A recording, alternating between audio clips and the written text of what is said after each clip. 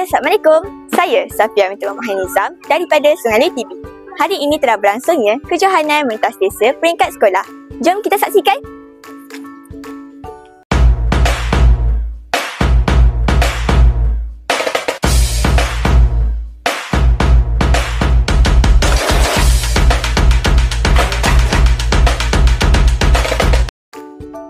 Kejohanan mentas desa peringkat sekolah telah berlangsung pada 27 Februari 2025. Kejohanan ini telah dimulakan dengan aktiviti senam robik yang diketuai oleh Cikgu Muhammad Jalaili.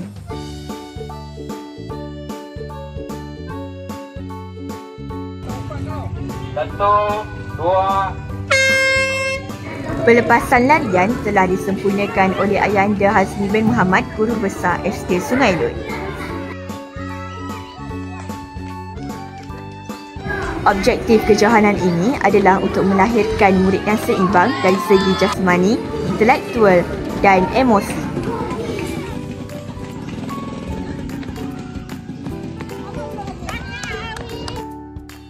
Pelbagai pengalaman dikutip oleh murid-murid sepanjang kejohanan ini berlangsung.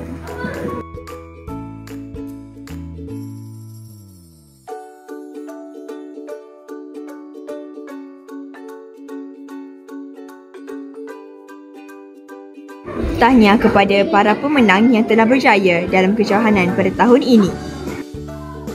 Sekian sahaja liputan daripada saya, Majalah Sukan untuk Negara. Bye!